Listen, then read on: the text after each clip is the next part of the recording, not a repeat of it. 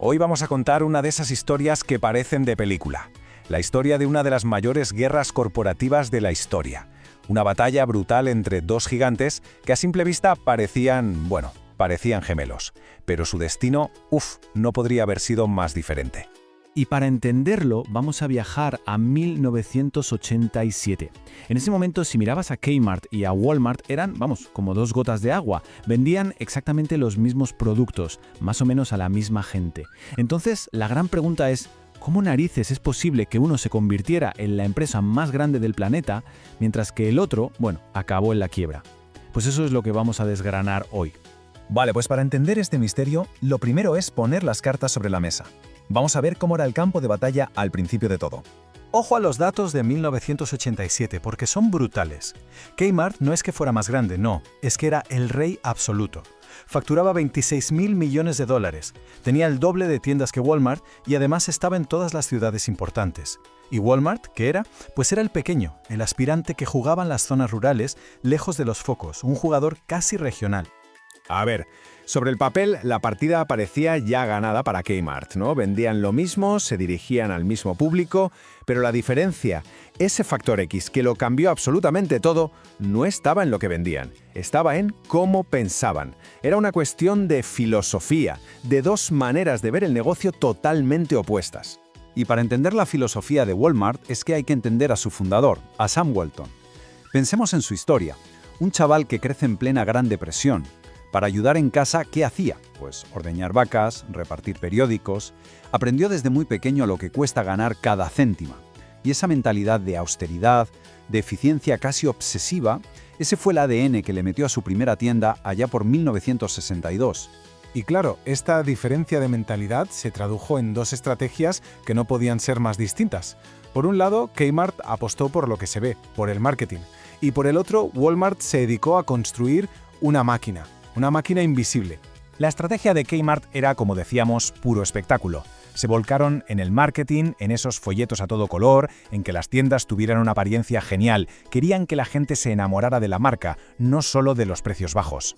Y mirad, un ejemplo que lo resume todo a la perfección, para promocionar su línea de ropa, ¿a quién ficharon? Pues a Jaclyn Smith, una de las actrices de Los Ángeles de Charlie, un fichaje de Hollywood.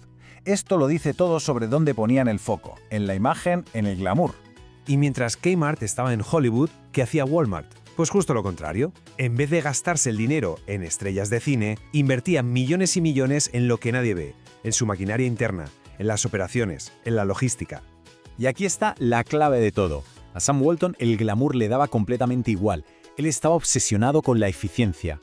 Su gran apuesta, su gran jugada, fue pensar, al final del día, la gente va a elegir el precio más bajo, por muy bonita que sea la campaña de marketing del otro. Bueno, pues vamos a ver cómo esa obsesión por lo invisible se convirtió en la estrategia ganadora, una que, la verdad, casi nadie vio venir. El arma secreta de Walmart era en realidad un sistema integrado de 5 pasos que funcionaba como un reloj. Primero, conectaron cada caja registradora directamente a la sede central, así sabían al segundo lo que se vendía. Segundo, con esos datos el sistema reponía el stock de forma automática y súper rápida. Tercero, invirtieron una auténtica millonada en centros de distribución modernos y robotizados. El resultado de todo esto es que los costes se desplomaron. Y el quinto y último paso, el más importante de todos, era pasarle ese ahorro directamente al cliente. ¿Cómo? Con precios imbatibles. Y gracias a esa máquina podían hacer una promesa que Kmart simplemente no podía cumplir.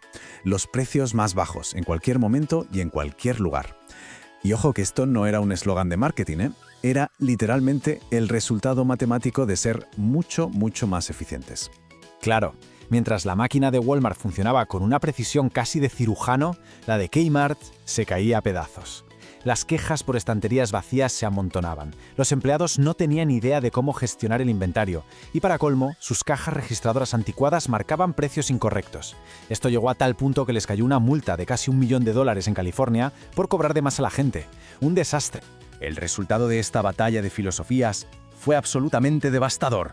Porque uno de los titanes no es que ganara, no. Es que aniquiló por completo a su rival.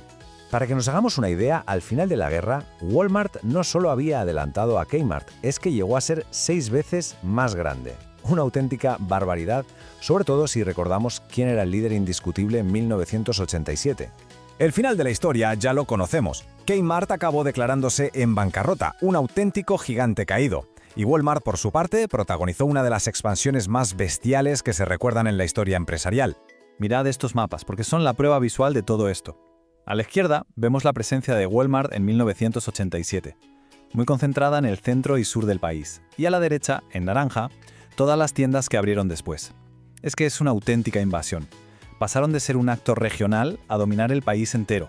Pero claro, una victoria tan aplastante tuvo consecuencias y fueron mucho más allá del mundo de los negocios. Se creó un fenómeno que tuvo un impacto social profundísimo y que hoy se conoce como el efecto Walmart.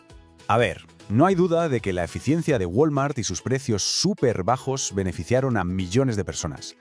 Pero, ¿cuál fue el coste oculto de todo esto? ¿Cuál fue la otra cara de la moneda?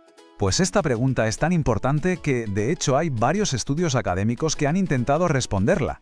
Concretamente, han investigado si existe una conexión real entre la llegada de un Walmart a una zona y un posible aumento de la pobreza allí. Y los resultados de uno de los estudios más importantes sobre esto son, cuanto menos, para pararse a pensar. El dato clave es este.